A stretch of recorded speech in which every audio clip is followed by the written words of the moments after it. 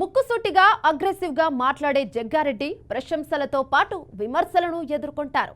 కార్యకర్తలకు ఏ సహాయం కావాలన్నా చేస్తారనే పేరుంది. కానీ కార్యకర్తలకు అందుబాటులో ఉండరనే అపవాదు కూడా మూటగట్టుకున్నారు.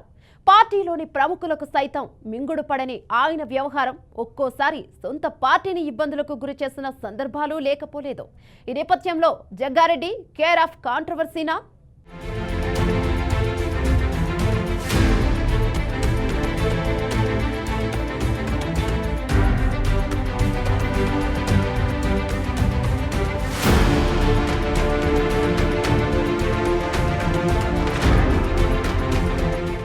తెలంగాణ మలిదశ ఉద్యమం తర్వాత బీఆర్ఎస్ కు సంగారెడ్డి జిల్లా కంచుకోటగా మారింది. అయితే ఒకసారి బీఆర్ఎస్ నుండి గెలిచిన జగ్గారెడ్డి 2 సార్లు కాంగ్రెస్ నుండి గెలుపొందారు. ఈ క్రమంలో గత అసెంబ్లీ ఎన్నికల్లో తెలంగాణ వ్యాప్తంగా కాంగ్రెస్ గాలి వీచినా ఉమ్మడి మెదక్ జిల్లాలోని సంగారెడ్డి, మెదక్, సిద్దిపేట జిల్లాల్లో మాత్రం మెజార్టీ స్థానాలను గులాబీ పార్టీ కైవసం చేసుకుంది. 10 అసెంబ్లీ స్థానాలకు ఏకంగా 7 స్థానాలను గెలుచుకుంది. ఈ క్రమంలో జగ్గారెడ్డి కూడా గత ఎన్నికల్లో బీఆర్ఎస్ అభ్యర్థి చేతిలో ఓటమి పాలయ్యారు.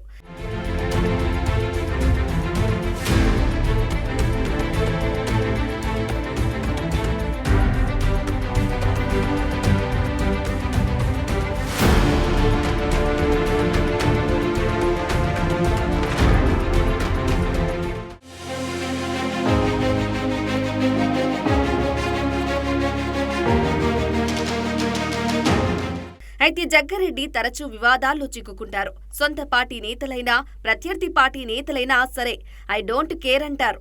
ఆయన ఏది మాట్లాడాలనుకుంటారో అది ముక్కుసూటిగా అగ్రెసివ్ గా మాట్లాడేస్తారు. ఈ క్రమంలో గతంలో అప్పటి టీపీసీసీ చీఫ్ గా ఉన్న ప్రస్తుత సీఎం రేవంత్ పైన కానీ, అప్పటి రాష్ట్ర వ్యవహారాల ఇన్ఛార్జ్ మాణిక్యం ఠాకూర్ పై కానీ హాట్ కామెంట్స్ చేసి పార్టీలో రచ్చ రాజేశారనే విమర్శలు ఎదుర్కొన్నారు. ఎన్నికలకు ముందు ఎమ్మెల్యే సీట్లు అమ్ముకుంటున్నారని జగ్గారెడ్డి చేసిన సంచలన వ్యాఖ్యలు కూడా ప్రత్యర్థి పార్టీలకు ఆయుధంగా మారిన సందర్భాలు ఉంటాయి. ఇలా చాలాసార్లు జగ్గారెడ్డిని వివాదాలు చుట్టుముట్టాయి. దీంతో జగ్గారెడ్డిని కాంట్రవర్సీకి కేరాఫ్ అంటుంటారు.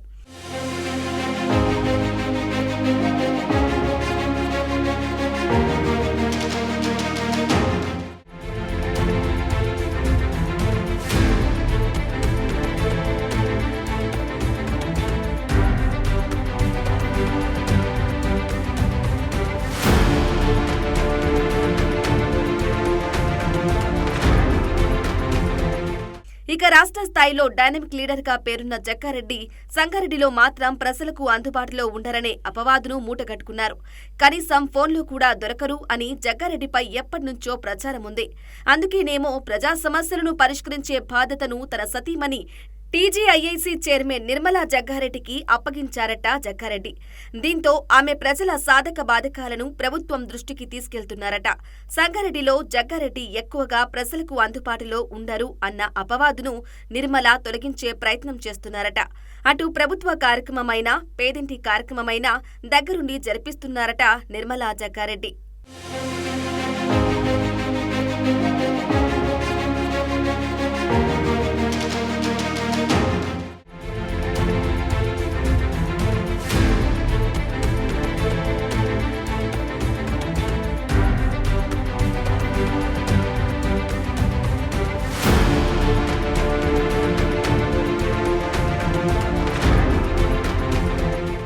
ఏదేమైనా సీనియర్ నాయకుడిగా ఉండి పార్టీ లైన్ దాటి మీడియా ముందుకొచ్చి సొంత పార్టీ నేతలపైన కాంట్రవర్సీ కామెంట్స్ చేయటం పలుమార్లు ఇబ్బందులు తెచ్చిపెట్టిందని అనుచరులు చెబుతుంటారు.